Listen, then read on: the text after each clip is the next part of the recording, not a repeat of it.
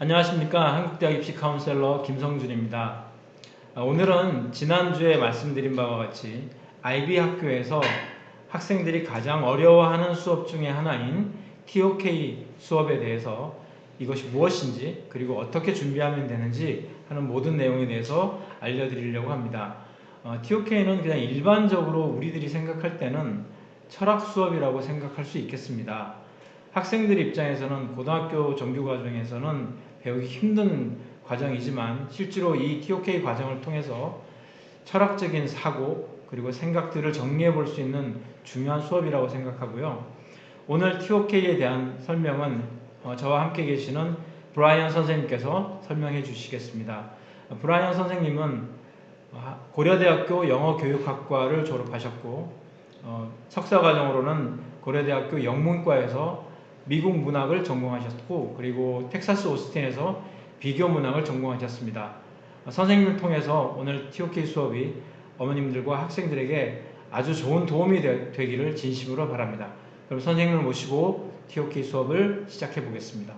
오늘은 TOK에 대해서 자세히 알아볼 텐데 어떤 다른 TOK 설명회보다 아주 자세하고 쉽게 어머님들이나 학생들이 이해할 수 있도록 진행을 하겠습니다. 먼저 본격적으로 들어가기 전에 우리 오늘 전체 순서가 어떻게 되는지 차근히 한번 같이 확인해 보도록 하겠습니다. 먼저 TOK라는 개념에 대해서 어머니들에게 자세히 설명드리고요. 그 다음에 TOK가 IB에서는 어느 정도 비중을 차지하고 무엇이 중요한지, 그 다음에 왜 이런 TOK가 IB 과목에 들어가 있는지, 그 다음에 이 TOK를 슬기롭게 우리가 어떻게 처리할 수 있는지 이런 거에 대해서 먼저 설명을 드리고요. TOK 분야를 이야기할 때마다 많은 사람들이 WOK니 AOK니 굉장히 말이 어려운 이런 말을 쓰는데 이것이 무슨 개념이고 왜 이게 TOK에서는 중요한 건지 아주 차근차근히 설명을 드리겠습니다.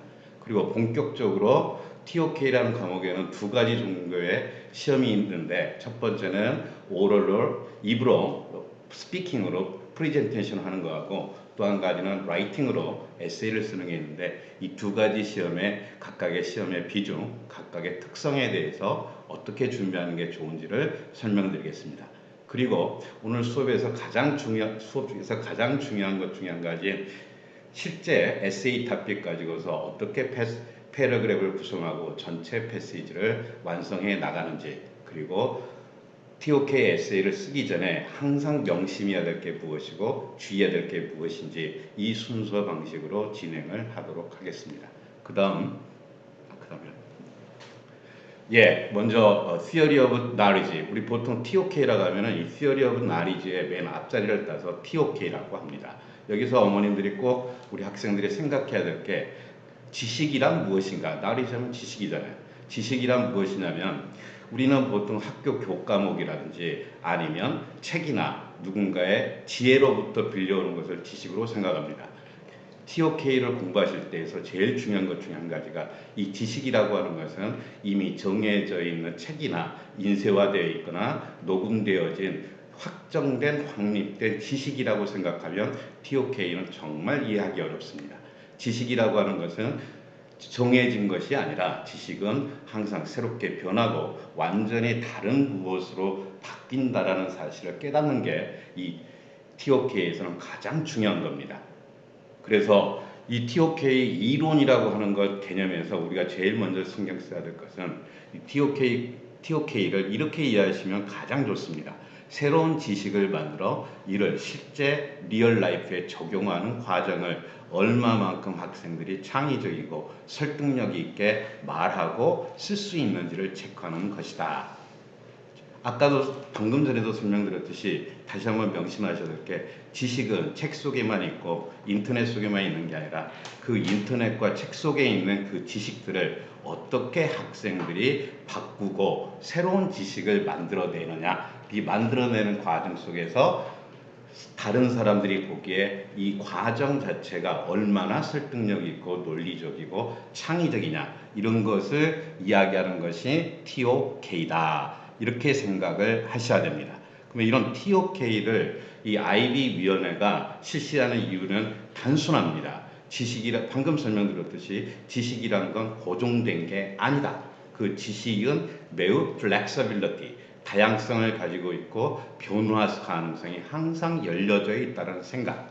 그리고 또 한 가지, 공부를 하다 보면 물리학, 과학, 바이올로지 이런 여러 과목들을 구분해서 배우는데 실질적으로 이런 모든 지식들이라고 하는 것은 배우는 사람의 환경이나 관심도에 따라서 자신이 주어진 어떤 토픽과 연관시켜서 그것을 새롭게 만들어낼 수 있는, 즉 모든 학생에 따라서는 나오게 되는 지식이나 풀어나가는 과정이 매우 다양하다. 이런 면에서 이런 다이버시티를 가지고 있다고 볼 수 있습니다. 그 다음 또 한 가지 TOK의 가장 중요한 특성 중에 한 가지가 방금 말씀드렸듯이 지식이라고 하는 것은 정해진 텍스트라든지 정해진 레코딩이라든지 이런 게 아니라 바로 실제 생활에서 우리가 얻어낼 수 있는 것, 그것도 지식이고요. 책 속에서 볼 수 있는 것도 지식이고요. 부모님이나 저보다 조금 더 전문가이든 말로부터 듣는 것도 지식입니다. 이 지식들, 여러 가지 지식을 synthesis, 합성을 해서 자기 자신만의 지식을 만들어내는 것, 바로 요게 또 한 가지 TOK의 특성이라고 볼 수 있습니다. 자, 그러면 이렇게 새롭게 만들어진 지식을 가지고서 TOK에서 또 한 가지 요구하는 것은 이 새로운 지식을 그대로 묵혀둘 것인가, 그렇지 않고 이 지식을 또 다른 새로운 상황에 적용을 했을 때, 이 적용에 이 애플리케이션을 했을 때 이 적용이 얼마만큼 새로운 상황에서 타당성을 가지는지, validity 어느 정도인지, 그렇다면 어떤 지식은 이렇게 만들어지고 실제 생활에서 사용했을 때 타당성을 가지게 되는데 또 어떤 지식은 많은 사람으로부터 그것은 잘못된 거야, 받아들이기 어려워, 설득력이 없어, 이런 말씀도 듣게 됩니다. 그러면 또 한 가지 TOK에서 중요한 것은 이 universality, 보편성. 어떤 이론은 보편성을 가지게 되고 어떤 이론은 왜 사람들이 도외시하게 되는 걸까? 이 유니버설리티를 얻기 위해서는 우리가 글을, 내용을 어떻게 구성을 해야 될까? 이런 것을 종합적으로 요구하고 있는 게 이 TOK의 기본적 특성입니다. 지금까지 나온 이야기를 다 정리해보면, 첫 번째, 지식은 고정된 게 아니라 새로운 상황을 맞이하고 새로운 곳에서 얻어낸 지식으로 그걸 합성해낼 수 있는 능력, 합성해낸 새로운 지식을 새로운 새로운 상황에 적용할 수 있고, 그 새로운 상황에 적용을 했을 때 이게 얼마만큼의 설득력을 가지는가, 이런 일련의 과정을 점수화하고 있는 게 TOK 시험이라고 볼 수가 있습니다. 됐습니다. 그리고 이 TOK라고 하는 부분은 커다랗게 시험 범위가 두 가지로 되어 있는데요. 하나는 말하기하고 쓰기, 이 두 가지 능력을 체크하는데 기본적으로 방금 했던 것들을 말로 하고 하나는 에세이로 쓰고, 이런 방식을 취하게 됩니다. 이제 AOK라고 하는데 별거 없습니다. AOK라고 하는 건 Areas of Knowledge. 이때 knowledge는 제가 말씀드렸듯이 실제 생활이 아니라 Areas란 말은 구분되어 있다는 뜻입니다. 즉 생물학, 경제학, 심리학, 이렇게 우리가 보통 학문이라고 하면 뭔가 다른 학문들과의 소재가 다르든지 또는 연구 방법이 다르든지 상호 간에 구분되어 있다는 게 전제로 되어 있는 게 이 학문 분야라는 뜻입니다. 그런데 실질적으로 TOK에서 요구하는 건 이런 각각의 학문 분야가 서로 완전히 구별되는 게 아니라 상호 융합되어지고 서로 공통점이 있거나 서로 대조점, 두 개 간의 서로 본받을 점, 이런 걸 통해서 얻어질 수 있는 분야, 이렇게 생각을 하시는 게 좋지, 나는 생물을 잘해, 경제학을 잘해, 이걸 가지고서는 TOK를 접근하기는 어렵습니다. 어찌됐든 AOK라고 하는 기본적인 개념은 그냥 우리가 지식을 습득할 때 다른 지식과 구분되어지는 소재, 연구 방법, 여기에 따라서 분류해낸 학문 분야, 이렇게 생각하시면 됩니다. 방금 조금 우리 학생들이나 우리 어머님들이 이해하기 어려운 WOK, AOK 고상한 거 아니고요. 너무 어려운 거 아니고요. 우리가 실생활에서 지식을 얻어내는, 이때 말하는 지식은 책에서도 되고 인터넷에도 되고 실제 생활에서 인간과의 관계에서 얻어내는 것에 대하여 조금 더 학문적으로 들어갔을 때 이런 방식을 취할 수가 있다. 이렇게 이론적인 부분으로만 이해하시면 커다란 문제는 없습니다. 그 다음 이제 시험 두 가지 것에 대해서 우리가 알아볼 텐데요. TOK는 Oral Presentation, 우리가 보통 OP라고 하고요. 또 한 가지는 TOK Essay, 이렇게 해서 두 가지로 시험을 보는데, 일단 시험의 비중은요, 이 스피킹에 해당하는 OP가 한 3분의 1, 그 다음에 TOK Essay가 3분의 2, 이렇게 점수 비중이 되어 있습니다.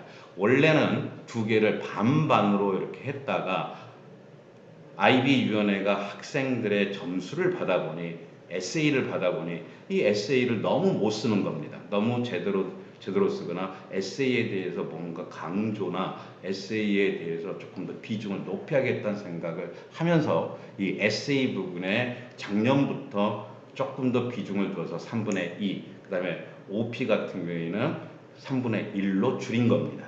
일단 OP는 10분간의 학생이, 이것은 IB위원회에서 하는 게 아니라 학교에서 많은 학생이 지켜본 중에 앞에 나와서 10분간 프리젠테이션을 하는 겁니다.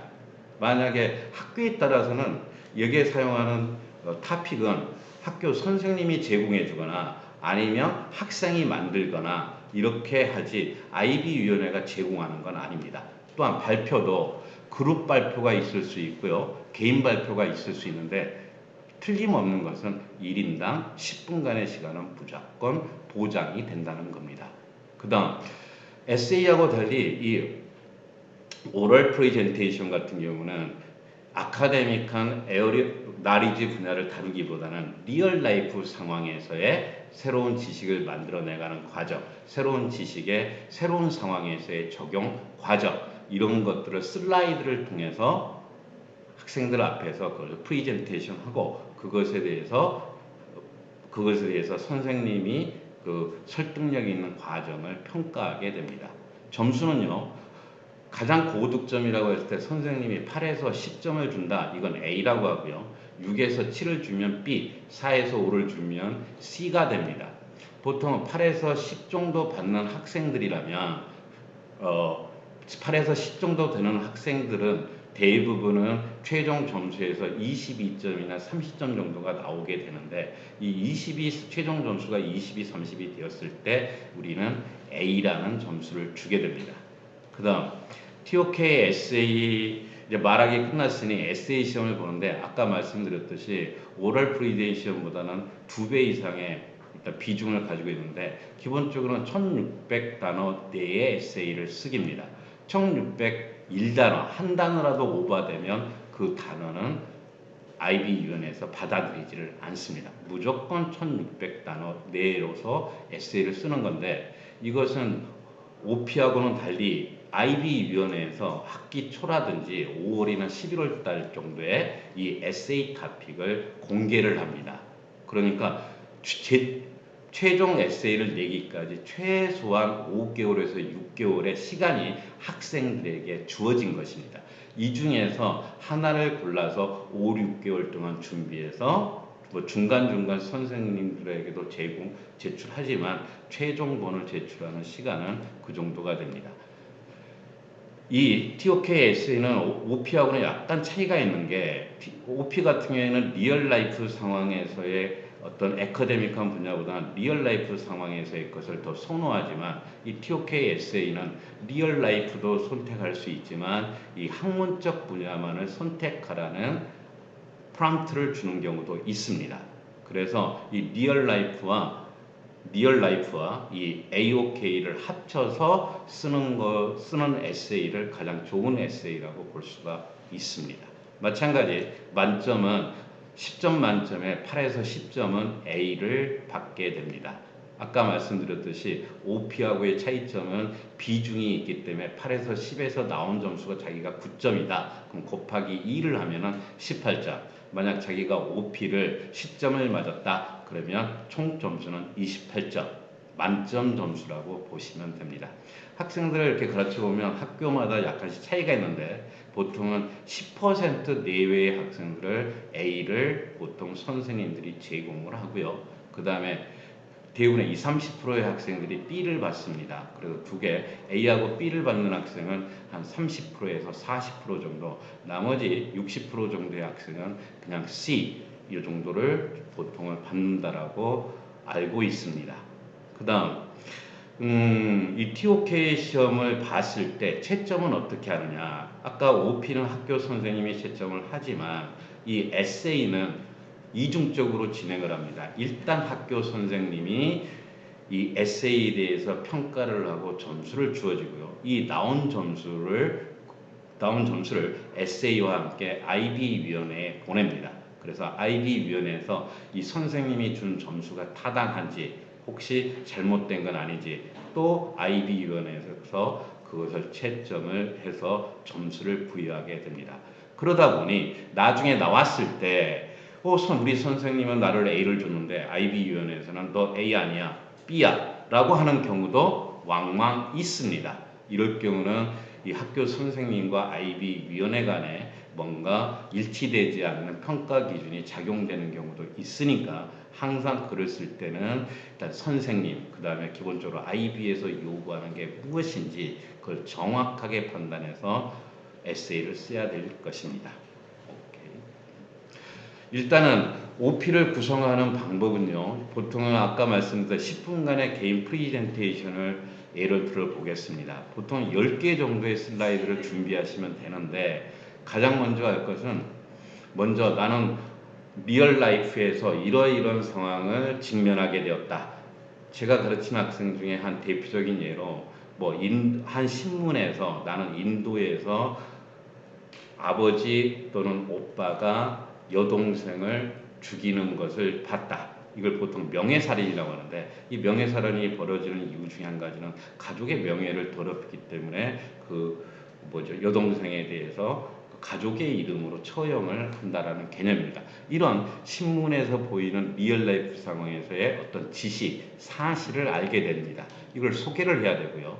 그런 다음에 과연 내 입장에서 우리 한국인이라는 문화의 관습을 가지고 있는 문화에서 인도의 그런 관습을 가진 그 문화에서 벌어지는 명예살인을 어떻게 볼 것인가? 나는 그 나라의 다른 이질적 문화인 나라를 내가 평가할 자격이 있는가? 이런 식의 나리지 퀘스천을 던지게 됩니다. 이 나리지 퀘스천을 던져야 되고요. 그런 다음에 자신의 주장을 하게 됩니다. 아무리 다른 이질적인 문화라고 할지라도 사람이 합법적으로 또는 관습적으로 죽일 수 있다는 건 인간의 본성에 위배되는 거니까 나는 그걸 받아들일 수가 없다. 그러면 외국인으로서 내가 그 상황을 그 사람들에게 어떻게 설득해 나가야 될까라는 아규먼트를 진행한 다음에 내가 할 수 있고 그것은 잘못된 것이고 인간의 본성에 반한 것이다. 이것만 이야기해서는 리얼 라이프 시츄에이션을 정확하게 인식했다고 볼 수는 없습니다. 그래서 혹시 반대되는 상황의 주장은 무엇일까? 인도 사람의 그 명예살인을 저지르고 바라봤던 인도 사람들 입장에서는 조금 과하긴 하지만 인도의 몇천 년 동안 전해들어왔던 관습이나 신념이나 이런 전통에 부합되기 때문에 충분히 받아들일 수도 있다라는 사람도 있을 수가 있습니다. 이런 두 가지 상충되어지는 아규먼트와 카운터 아규먼트를 합쳐서 이제 학생이 자기 스스로의 지식을 만들어냅니다. 그렇다면 우리는 과연 무엇인가를 판단할 때 이질적 문화를 넘어설 수는 없다. 만약 넘어설 수 있다라면 우리는 그걸 바라보는 시각을 어떻게 해야 될까? 자, 볼 때 내가 관여할 수 있을 때 많은 사람들이 나의 관여를 적절하고 타당성이 있다라고 받아들이게 된다라면 나는 충분히 그 명예살인과 같은 그런 거에 대하여 나는 타당한 것을 할 수 있을 것이다라는 나름대로 새로운 지식을 만들어냅니다. 이 새로운 지식, 많은 사람들이 보편적으로 받아들일 수 있다라면 나는 이질적이거나 믿음이나 관습이 다르다고 할지라도 그 사람들에게 내 주장을 전개할 수 있다라는 이 주장을 완전히 다른 상황에 또 적용을 해봅니다. 예를 들면 친구 A하고 B 둘이 싸우고 있는데 A는 똑같은 사물을 바라보면서 이것은 조금 부정적인 것이다. B는 이것은 긍정적인 것이다. 이랬을 때 내가 가운데 들어가서 이 A라는 사람과 B라는 사람의 의견에 대해서 내가 절충을 할 수 있다라는 그런 새로운 상황이 만들어지는 겁니다.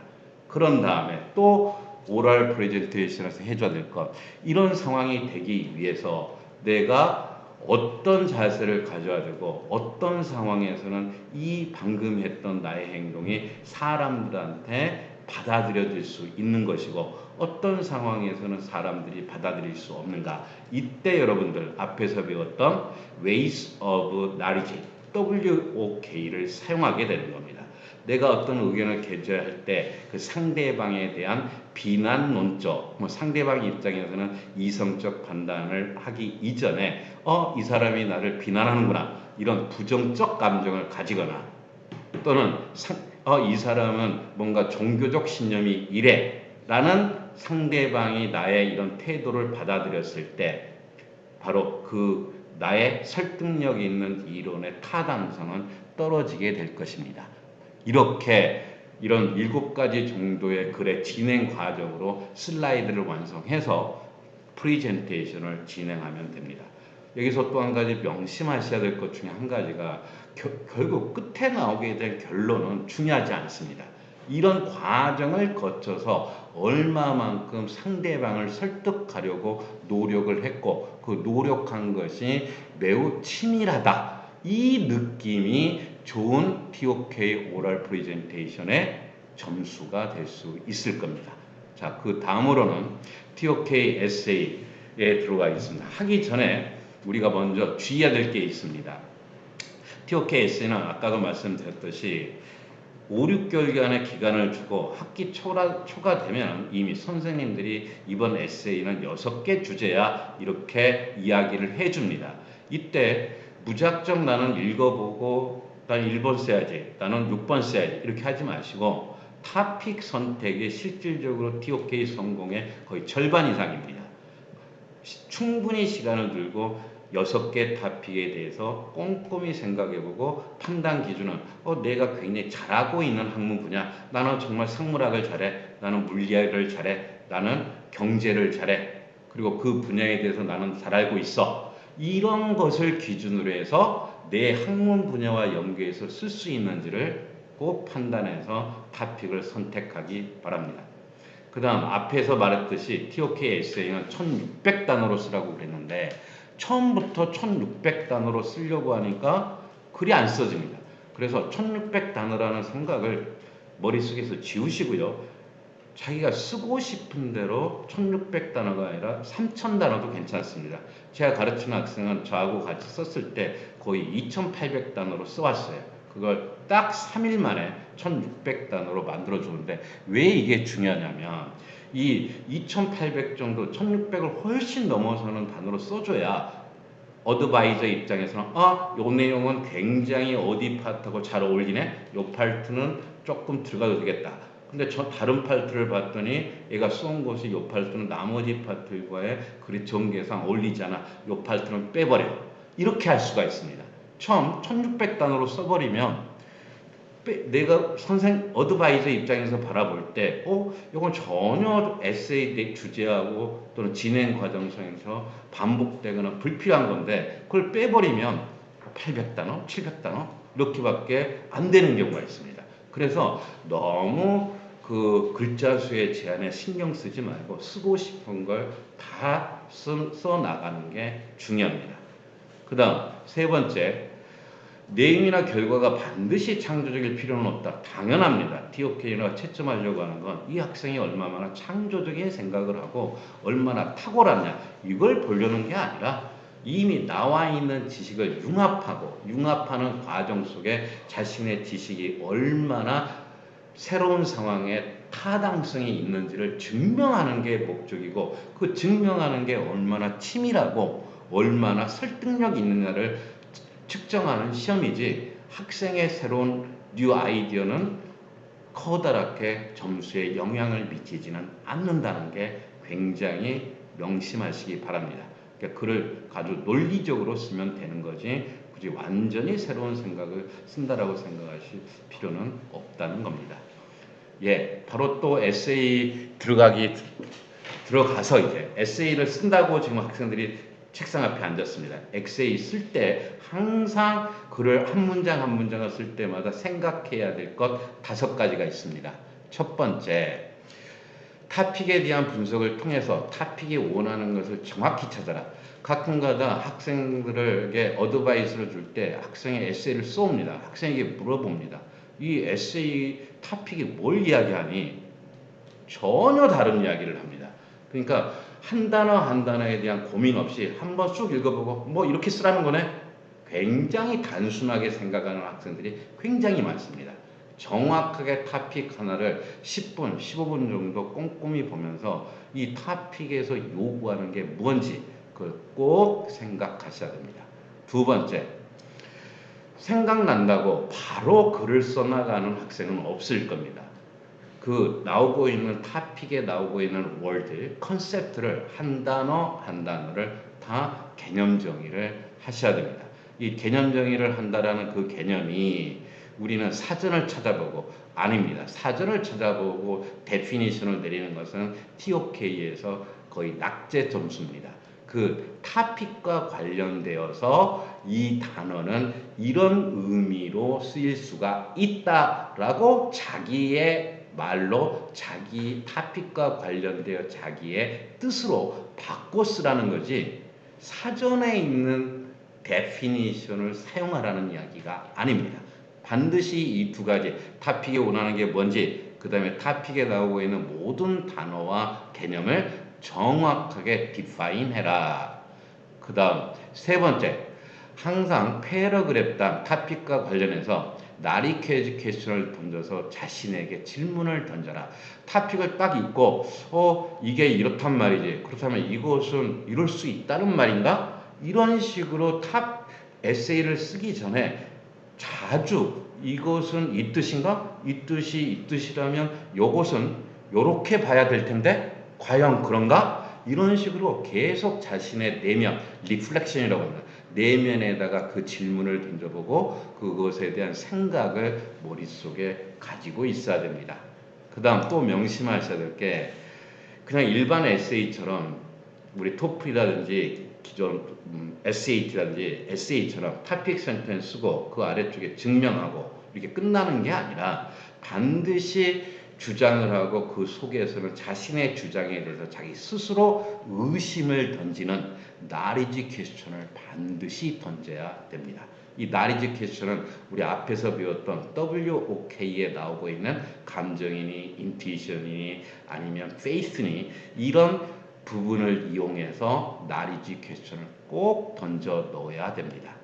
이렇게 던져 놓고 또 그 나리지 퀘스천에 조금 더 세부적인 서브 나리지 퀘스천을 던지는 이런 구성을 한 패러그래프이 갖고 있어야 그 지식의 synthesis, 지식의 validity, 지식의 extent가 완성되게 되는 겁니다. 그 다음 또 한 가지 작성할 때 꼭 자신이 쓰고 싶은 학문 분야를 선택하기보다는 자기가 학과에서 좋은 점수를 맞았던 것 또는 어떤 학문 분야에서 이 사람 이론에 대해서는 내가 빠삭해 이런 파트가 있는 그런 AOK를 선택하셔야 됩니다. 그래야 자유자재로 그 사람의 이야기를 활용할 수가 있게 됩니다. 그 다음 5번째, 이게 가장 학생들에게 있어서 가장 학생들 에세이를 어드바이스 할 때마다 제가 자주 하는 실수가 이겁니다. AOK를 통해서 자기가 잘 알고 있는 과목을 썼는데 나중에 봤더니 타픽하고 아무 관계가 없어요. 그냥 자기가 알고 있는 지식을 그대로 갖다 썼지 이 지식을 타픽과 관련해서 변형을 해서 이 지식의 어떤 면이 타픽과 일치하는지 이걸 써줘야 될 텐데 그 나오고 있는 지식만을 인터넷이라든지 책에 있는 걸 그대로 카피해버리는 학생이 상당수입니다. 이건 절대로 TOK에서는 낙제점입니다. 그래서 항상 자기가 뭔가 AOK에서 얻어낸 지식을 집어넣을 때 이게 토픽과 관련해서 이 지식을 어떻게 변형해야 되는지 이 생각을 곰곰이 하셔야 될 겁니다. 자, 이제 바로 에세이로 들어가 보도록 하겠습니다. 일단 2020년 5월 토픽 이렇게 나와 있는데 이 5월 토픽은 5월까지 제출하는 연도의 것입니다. 그래서 보통은 2020년 5월 토픽이라고 하면은 2019년 9월 정도에 이미 IB위원회에서 이 토픽에 대해서 공개를 하고 선생님들이 이 토픽을 가지고서 2019년 9월부터 올해 2020년 5월까지 다루고 있는 토픽이 이 6가지 토픽입니다. 이 6가지 토픽이 나왔는데 항상 이 6가지 토픽은 두 종류로 나뉠 수가 있습니다. 한번 자세히 한번 봐보면 자 1번 토픽이 있는데 1번 토픽의 앞쪽 내용 말고 그 두 번째 줄에 나오는 Explore this distinction with reference 쫙 이 부분이 중요해요. Two areas of knowledge 요런 에세이 토픽이 하나 있고 이 1번하고 똑같은 게 5번입니다. 5번 봐보십시오. 5번을 봐보면 5번에도 마찬가지 두 번째 줄 Discuss this claim with reference to two areas of knowledge. two areas of knowledge 있죠. 그 다음 6번도 봐보십시오. 6번도 봐보면 맨 끝부분에 Discuss this claim with reference to two areas of knowledge. 이렇게 세 개의 토픽은 정확하게 학생들이 원하는 학과목에 대해서 학과목을 지식에 기반으로 해서 에세이를 써봐라. 이렇게 6개 중에 3개의 토픽은 이 조건을 주어집니다. 이 1번, 5번, 6번이 학생들이 쓰기 쉬운 토픽입니다. 1번, 5번, 6번. 그래서 6가지 토픽이 나왔을 때 어떤 토픽을 고르지? 제일 마지막에 나오는 two areas of knowledge를 언급해줘라. 이걸 선택하면 의외로 채워질 분량도 채워지고요. 써야 될 내용도 어드바이저 입장에서는 수정하기가 굉장히 쉽습니다. 객관적, 지식적 사실이니까요. 그런데 거기에 나오고 있는 2번, 3번, 4번 실질적으로 제 느낌으로는 IB위원회에서는 학생들이 2번, 3번, 4번을 쓰기를 원한다라는 그런 토픽들입니다. 그 말인즉슨 이 정도 수준이 됐으면 좋겠지만 2번, 3번, 4번은 좀 학생들 입장에서는 접근하기가 어려운 정도의 토픽이라는 겁니다. 2번, 3번, 4번 토픽이 있고요. 어찌됐든 너무 길게 이야기하면 안 되니까 1번, 5번, 6번 토픽을 선택할 때 이렇게 two areas of knowledge를 언급해라. 이 토픽을 선택을 하면 굉장히 글 쓰기가 쉬워지고 양을 채우는 게 그렇게 어렵지만은 않다. 이렇게 말씀을 드리고 싶네요. 일단 이 6개 토픽 중에 첫 번째 1번 토픽 갖고서 이제 앞쪽에서 이야기했던 질문의 의도가 무엇이고 그 다음에 각각의 단어들을 어떻게 디파인 해야 될 것이고 그것으로 어떤 주장을 해야 될 것인지 나리지 퀘스천을 만들고 그 나리지 퀘스천에 대해서 어떤 썸 나리지를 퀘스천을 만드는지 한번 그 예를 한번 같이 살펴보도록 하겠습니다. 먼저 토픽에 나오는 개념을 디파인 해라. 아까 토픽 1에 나오는 그걸 가지고서 한번 같이 예를 들어보도록 하겠습니다. 먼저 토픽 1은 Others have seen what is and asked why. 다른 사람들은 그것이 무엇인지를 보았고 그것이 왜 그런지를 질문해왔다. 오케이. I have seen. 그러나 나는 what could be. 그것이 무엇이 될 것인지를 봐왔고 asked why not. 이러면 어때? 라고 나는 질문을 해왔다. 파블로 피카소가 한 말입니다. 이 문장에 대해서 자 이제 IB위원회에서 우리 학생들에게 쓰라고 하는 것은 그 뒤쪽에 나오죠. 두 분야를 언급해서 이 차이점을 explore 철두철미하게 탐색해라. 자 이렇게 토픽이 나왔을 때 여러분이 해야 될 것 일단 출제자의 의도 제일 중요한 단어 distinction입니다. distinction이란 말은 인스팅트라 틴트라고 하는 단어가 아주 얇은 색조를 이야기하거든요. 앞에 dis라는 단어가 붙어서 아주 미묘한 색조 간의 본질적 차이, 이게 distinction입니다. 그러니까 이 말을 한 파블로 피카소는 아덜스하고 나 사이에는 본질적인 차이점이 있다라고 전제하고 이 말을 한 겁니다. 그래서 이 디스팅션 하고 있다라는 이것이 학생들이 보기에 과연 이게 디스팅션이 맞느냐, 이 디스팅션이 적절한 거냐, 이걸 학생들에게 물어보는 겁니다. 그래서 이 에세이를 써야 될 때 이 말에 대해서 맞다 틀리다를 할 때 이 두 가지의 구별이 과연 우리가 지식을 습득하는데, 새로운 지식을 만들어내는데, 이 새로운 지식을 새로운 작용에 사용하는데 이렇게 구별하는 것이 적절한지를 너희들이 글로서 설명해보고 글로서 따져보아라. 그 주제가 이겁니다. 이 부분을 보지 않고 나는 피카소 말이 맞아. What could be? 앞으로 이렇게 될 가능성이 무엇인지가 더 좋아. 지금 있는 것보다 앞으로 이럴 가능성이 좋아. 나는 이런 가능성이 좋다. 가능성이 왜 좋냐면 첫 번째는, 두 번째는, 예로는 빵점입니다. 필자가 요구했던 것, 이 디스팅션이 과연 지식의 분야에 있어서 적용이 가능한 것이고 이 두 개의 구별이 과연 적절한 것인지를 탐색하라고 그랬지, 나는 이 사람 말이 맞다고 봐, 이 사람 말이 틀리다고 봐, 이게 아닌 겁니다. 그래서 일단 이 디스팅션이라는 그 개념을 가지고서 생각을 많이 꼭 데피니션을 해야 되고요. 두 번째, 또 한 가지 그 문장에 나오고 있는 대조되는 개념이 others하고 I입니다. others 사전 찾아봤더니 다른 사람들, I는 나, 피카소 입장에서는 나겠지. 그렇지 않죠. 타픽과 관련돼서 디스팅션이니까 예술가인 피카소 입장과 others는 나하고 다른 분야에 있는 사람들. 아까 디스팅션이 본질적 차이를 인정하고 들어갔으니까. 그렇다면 여기서 한 가지 나리지 퀘스천이 나오는 거죠. 과연 예술이라고 하는 부분은 크드비를 봐야 되는 거고, 예술이 아닌 일반 학자적인 아카데믹한 부분은 사실만 보는 것인가?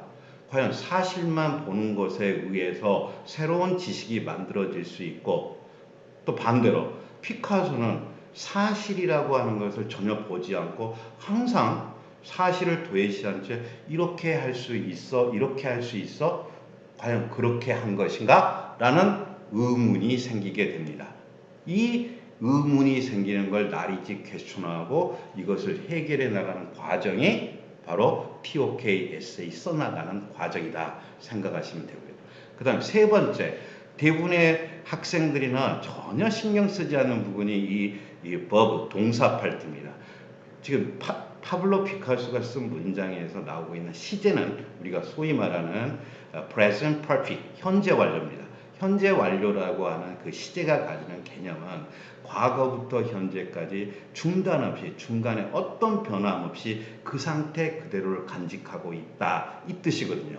과연 우리가 지식이라고 하는 걸 바라볼 때 그 지식은 한번 만들어지면 변하지 않는 걸까요? 피카소는 그렇게 보고 있는 것입니다. 다른 사람들은 전혀 변화의 가능성은 없고 처음에 가졌던 그것을 그대로 가져가고 있다. 자기 자신도 전혀 과거에 있었던 것에서의 변화를 인정하고 있지 않는 게 이 피카소의 말인 겁니다. 이런 동사의 시제만을 가지고도 지금 피카소가 말하는 의도, 피카소의 어떤 단점, 문제점, 이걸 판단하고 그것을 통해서 이 피카소의 디스팅션은 적절치 않다, 적절하다라고 여러분이 결론을 내리시면 되는 겁니다. 또 한 가지, 또 봐야 될 거, 그 아래 또 시제입니다. What is? 그래, 그것이 무엇이냐? 확립화된 진실, 책 속에 있는 지식. 근데 피카소가 맞다라고 하는 건 what could be. 이때 could라는 이런 auxiliary verb는 수많은 다른 조동사와는 달리 아주 이론적으로, 논리적으로, 현실적 증거는 하나도 없는 이 뉘앙스를 받고 있는 게 could입니다. 과연 우리 인간이 무언가를 새로운 지식을 만들어내는 사람들이 오로지 기존에 확립된 것, 아는 것, 만지는 것, 느끼는 것 없이 오로지 상상력으로만 증거 없이 무엇인가 새로운 걸 만들어낼 수 있을까요? 라는 의문이 드는 게 이 is와 could be 간의 구별입니다. 그 다음 마지막 나오고 있는 단어 중에 우리가 또 definition을 내려야 될 게 why, 왜냐, why not. 그 단순히 왜냐, why not은 이건 아니야. 그게 아니라 why라고 하는 건 이미 나오고 있는 것에 왜 그렇지? 라는 의문을 던지는 정도이고 why not. 아니다가 아니라 이러는 게 어때? 라고 새로운 지식의 가능성을 열어주는 표현이 why not. 이래서 이 distinction, others and I, have seen, is, could be, why, why not 이 5개의 개념이 패스지 내 definition을 통하고 이 또한 글을 전개하는데 이 5가지를 가지고서 반드시 나리지 퀘스천을 던져서 글을 쓰시면 절대로 타픽에서 벗어날 일이 없습니다. 자, 다시 한번 우리가 TOKS 했을 때 가장 많은 학생들이 자주 하는 실수, 에세이 타픽하고 전혀 관련 없는 지식들을 지문 속에 집어넣는 경우가 상당수. 자, 이걸 피하기 위해서 우리가 해야 될 것, 그 메인 타픽에 나오는 모든 단어들의 개념 규정을 해서 그 개념 규정을 패러그래프 속에 집어넣겠다. 이 마음을 먹으면 절대로 벗어날 일이 없습니다. 오케이. 자, 이제 나리지 퀘스천에 방금 했던 파블로 피카소와 관련된 그 1번 타픽과 관련되어서 일단 제가 정리한 거 질문의 의도. 과연 이 질문을 물어보는 IB 위원회는 무엇을 목적으로 했을까요? 바로 what is하고 what could be 간의 본질적으로 다른 것인가? 이걸 학생들에게 따져보라는 이야기입니다. 본질적으로 what is 사실과 what could be 가능성이 다른 것인가? 이때 우리가 던지는 의문, 이제 여러분이 나리지 퀘스천을 만들 때 이렇게 머릿속에 떠올 겁니다. 이것은 피카소가 예술가니까 뭔가 새로운 것을 창조해야 되는 예술가니까 이렇게 자신에 대해서 이야기하는 것이고 다른 분야, 물리학이든지 학문학이든지 뭘 알아야 내가 새로운 지식을 만들지. what is가 없이 내가 학교를 왜 가? what is를 배우지 않으려면 이렇게 생각하는 것도 있을 수 있으니까 결국은 자신이 전공하는 분야에 따라서 what is가 중요하기도 하고 what could be가 중요하기도 하는 것 아닌가? 라는 의심을 TOK 에세이를 쓰는 학생이 들어야 되는 거고 그 다음에 어떤 분야는 what is가 더 중요해. 왜 이 분야는 what is가 더 중요하지? 아니 어떤 분야는 what is보다는 what could be가 더 중요해. 왜 이 분야는 what could be가 중요하지? 그 다음 what is and ask why에 대한 지식을 what could be, why not 가능한 건가? 뭐 이런 식으로 계속해서 자신들이 나리지 퀘스천을 만들고 some 나리지 퀘스천을 만들어가는 과정을 패러그래프이 완성되어지는 과정이라고 볼 수 있습니다. 예. 다음 에세이 구성은 기본적으로 7개 정도의 패러그래프로 구성을 하는데 7개 아니라 8개, 9개 상관없습니다. 방금 나오는 1번부터 7번까지 요소들이 순서적으로 들어가 있으면 이 패러그래프는 이것만 써야 돼. 꼭 그럴 필요는 없고요. 아규먼트 2를 늘려도 되는 거고 카운터 아규먼트를 짤막하게 만들어도 되는 거니까 이거 꼭 이 패러그래프별로 써야 된다는 생각보다는 이 순서로 글을 전개한다. 이 전개하는 데 있어서 그 다이얼렉티컬 스트럭처에 그 다이얼렉티컬이라고 하는 것은 변증법이라고 합니다. 헤겔이라는 철학가가 어떤 지식의 타당성, 밸리더티를 따질 때 사용한 방식입니다.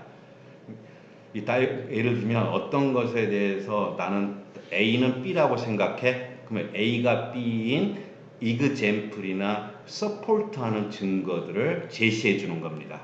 그 다음에 혹시 이 A는 B라는 증거 말고 A가 B가 아니라는 다른 증거 있는 거 아닌가? 이런 경우는 아니잖아. 이게 바로 정반합에서 반대의 경우를 집어넣어 주는 겁니다.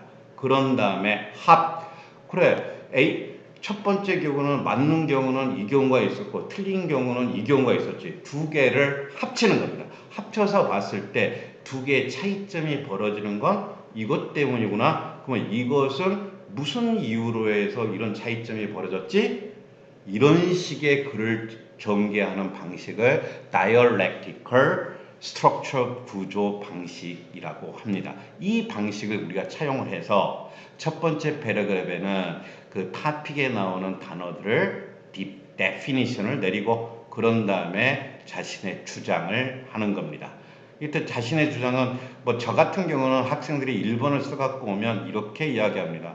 두 개 간에는 distinction은 없다. 두 개는 새로운 지식을 얻어가는 데 있어서의 순서적 절차로 봐야만 할 것이다. 라는 게 이 토픽을 써오는 학생들에게 제가 권유한 주장이었습니다. 그래야 글쓰기가 전개하기가 편했거든요. 어찌됐든 그렇게 하시고요. 그 다음에 두 번째로는 이 주장에 대한 example이나 support를 써주고 그 다음에 counter argument, 이 주장에 반대되는 주장이나 증거를 써주시고 이게 하나의 짝입니다. 그 다음에 4번과 5번 argument 2, 또 하나의 자신의 supporting 해주는 example를 써주시고 counter argument 2, 반대되는 또 하나의 지식이나 증거를 줘주고 여섯 번째에서 이 두 가지 앞에서 논의되었던 패러그래프를 synthesis, 합치십시오.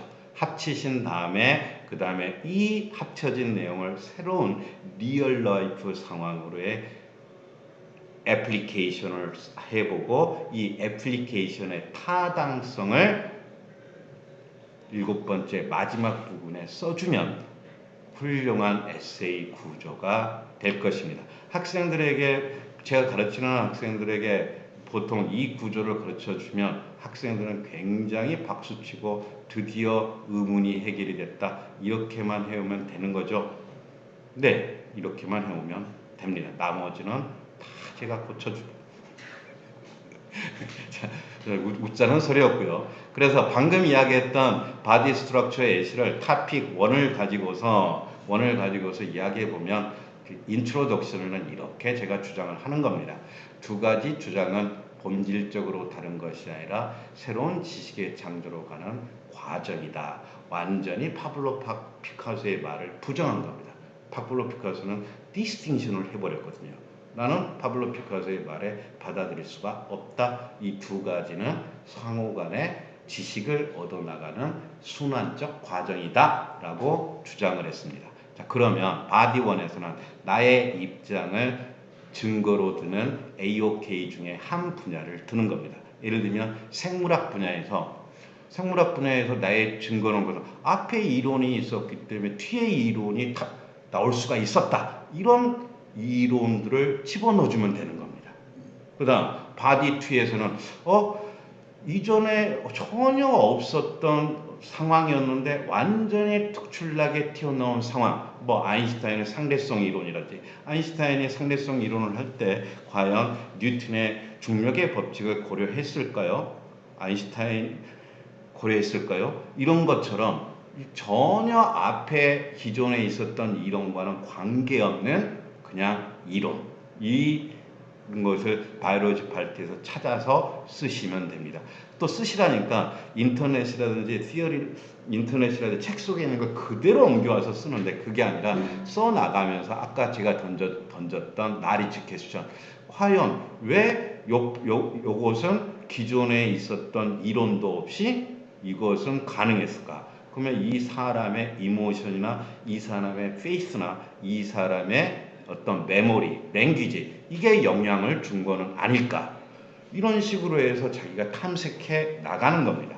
그 다음에 바디 1, 바디 3는 바디 1과 바디 2가 다시 반복되는 거니까 이번에는 피직스 분야에서, 물리학 분야에서 당연히 바디 3에는 앞의 지식이 뒤에 나오는 지식의 기초가 되었던 예를 써주시면서 나리지 퀘스천 구체적인 예 적어주시면 될 겁니다.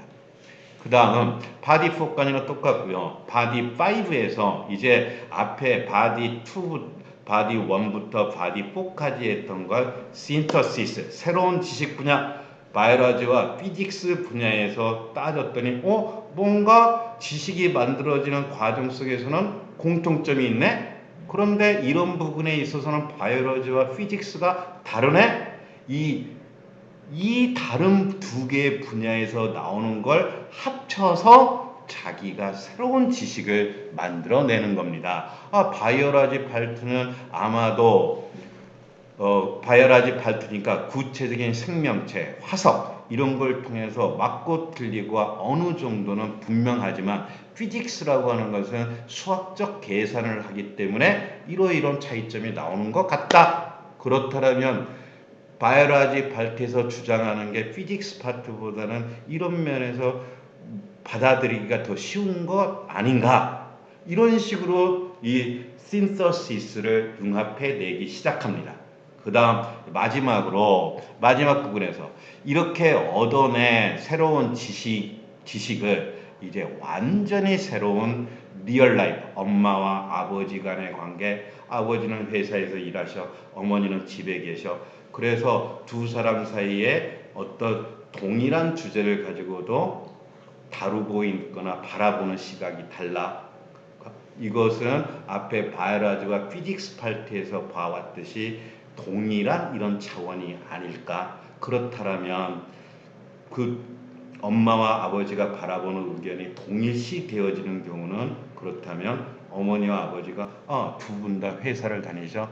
이럴 경우는 이 부분에서는 일치를 일어나는구나 하면서 이제 자기가 배웠던 지식을 새로운 상황에 맞춰보는 것. 이렇게 마지막을 결론 내려주면 제 생각에 만점짜리. 제가 가르치는 학생 중에 이미 A를 맞은 학생들도 꽤 많고 전부 이 구조로 글을 썼고 이 방향으로 진행을 다 했습니다. 마지막으로 이제 오늘 설명회 마지막으로 이제 에세이 작성할 때 주의해야 될 것 5가지만 제가 학생들을 가르치면서 느꼈던 것 5가지만 정리해 드리겠습니다. 1번, 절대로 책이나 인터넷에 있는 정보를 그대로 카피하지 마라. 학생들, 선생님 인터넷에 있는 걸 갖다 놓고 밑에다가 이거 거기서 가져왔다고 주석 달아주면 되잖아요. 그러다 보니 모든 패러그래프이 다 주석이고요. 학생 생각 하나도 없습니다.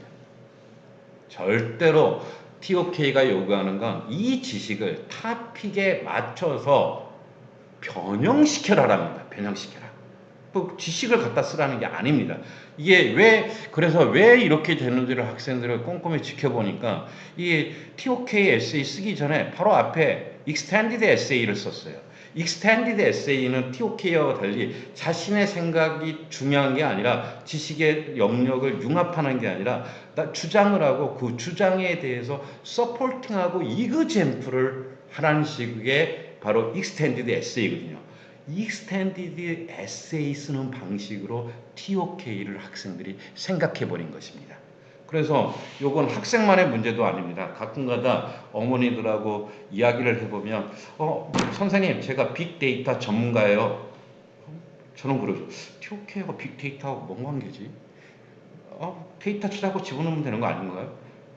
예, 참 쉽게들 생각. 자, 어찌됐든 익스텐디드 에세이 쓸 때 분명히 어머니들이 자제분들 바쁘시니까 그 데이터를 찾아갖고 다 제공을 했을 겁니다. 그렇게 하면 될 것이라고 생각을 했다가 마지막에 제출하기 2주일 전에 찾아보신 분 있습니다. 자, 어머님들은 편하시겠지만 저는 밤새입니다. 다음 2번째. 아까 말씀드렸듯이 에세이 타픽이 나온 다음에 한 5, 6개월이 지난 이후에 에세이를 제출하기 때문에 시간 충분합니다. 그래서 마감에 임박해서, 근데 우리 IB 배우는 학생은 그 5, 6개월 동안 그냥 놀고 있느냐, 그게 아니라 여러 가지 걸 하다 보니 시간이 많이 이 TOK에 신경 쓰지 않습니다. 당장의 중간 시험, 기말 시험에 더 초점을 가지고 있습니다. 그러다 보니 TOK는 2월 달에 제출이니까 1월 말부터 하면 되겠지. 이렇게 하지 마시고 충분한 기간을 가지고 자 쓰라가 아니라 생각하랍니다. 타픽에 대해서 다시 한번 파블로 피카소가 이야기했던 말이 무슨 의미인가? 그러려면 아이하고 아들스는 어떻게 차이가 나는가? 왜 피직스 파트에서는 바이올로지 파트에서는 이런가?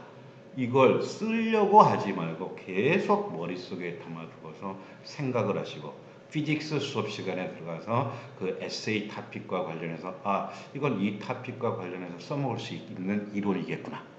이렇게 아주 오랜 시간을 걸쳐서 사고와 사유를 하시고라는 겁니다. 세 번째, 똑같은 이야기인데요. 한 번에 작성하지 말고 하나의 패러그래프이 완성될 때마다 어드바이저에게 자문을 구해라. 이미 학생들이 가져오는 에세이 중에 다 결론까지 써왔습니다.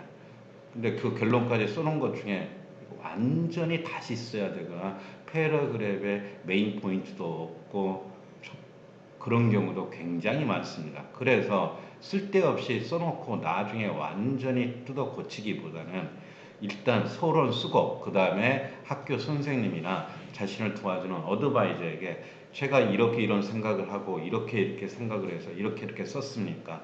다 괜찮습니까, 선생님? 또는 어드바이저님? 이렇게 물어본다라면 타픽이 뭐고 어드바이저는 학교 선생님은 옆 파트는 조금 빈트가 벗어난 것 같아. 이건 표현이 적절치 않아. 이렇게 지적을 해줍니다. 근데 에세이 1600자나 되는 에세이를 가져다 주면 선생님들이 그럴 시간 한 학생에게 그렇게 투자해 줄 시간이 거의 없습니다. 하나의 패러그램 나올 때마다 학교 선생님이나 어드바이저에게 찾아가서 꼭 자문을 구하고 자기가 쓰려고 했던 의도가 무엇이고 이렇게 표현이 되었는데 이게 적절한지를 꼭 자문을 구하시기 바랍니다. 그다음 네 번째, 글의 방향이 타픽과 관련이 있는지 의도대로 글이 써 있는지 영문법이나 표현이 정확한지. 실질적으로 이 4번은 우리 어머님들이나 학생들이 내가 학교에서 스피킹을 하고 라이팅 숙제를 척척 내니까 자기들 스스로가 영어를 잘한 줄 안다는 겁니다. 제가 가르쳐본 프레딕 45, IB 44 나온 학생들만 보더라도 그래마 엉망이고요. 자기가 쓰려고 하는 표현이 정확하지가 않습니다. 자, 물론 이걸 채점하는 채점관이 이걸 중요시 여기지는 않을 겁니다. 하지만 우리가 그리고 내가 IB 45, 44를 노리고 영어도 자유롭게 이야기하고 토론까지 가능하고 에세이 수도 없이 냈는데 한 번 정도는 자기의 그래마라든지 표현이 정확한지에 대해서 한번 조금은 겸손하게 체크를 받으시는 게 좋을 때가 있습니다. 이럴 때 이런 영문법이나 표현이 정확한지 이걸 체크하게 되면 SAT 라이팅 파트에 굉장히 도움이 되실 겁니다. 다섯 번째, 자, 다음 주가 제출입니다. 일주일 전에 찾아왔습니다. 읽어왔더니 에세이를 학생이 완전히 이해도 못하고요. 어떻게 써가야 되는지도 없습니다. 그래서 완전히 새로 써야 되는 상황을 만들지 마라. 그런 학생들 같은 경우는 TOK를 단순히 학과목의 하나로만 생각했기 때문에 이런 실수가 벌어진 겁니다. TOK는 지금 배우고 있는 과목들을 평소에 머릿속에 가지고서 학과목을 할 때마다 TOK 에세이를 염두에 두고 이 내용을 써먹을 수 있는지 평소에 생각을 하지 않은 경우입니다. 5번에 나오는 경우는 굉장히 난감한 상황이 벌어지게 됩니다. 이 5번 상황은 꼭 어머님이나 학생들이 피하셔야 됩니다. 자, 여기까지 긴 강의. 저도 한번 쭉 하다 보니 조금은 지치기도 하는군요. 자, 오늘 TOK에 대한 설명은 여기까지 하는 거로 하겠습니다. 예, 어머님들 고맙습니다. 네, 오랜 시간 동안 강의를 들으시느라 굉장히 힘드셨을 겁니다. 하지만 아마 우리 학생들이 들으면 굉장히 중요한 포인트를 지적해 주셨다고 생각이 들고요. 그리고 이런 강의를 통해서 학생들이 실제로 TOK를 작성하는데 큰 도움이 되었으면 좋겠습니다. 지금 보이는 연락처는 우리 임 선생님과 연결을 하기 위한 아이디를 제공해 드렸고요. 혹시 문의사항이 있으시면 이쪽으로 연락 주셔도 괜찮겠습니다. 다음 주는 지난번에 말씀드린 것과 같이 수시 지원에 대해서 서강대학교, 성균관대학교, 그리고 한양대학교 이렇게 세 학교의 수시 지원에 관한 부분들을 가지고 어머님들과 만나 뵙도록 하겠습니다. 네, 다음 주에 뵙겠습니다. 감사합니다.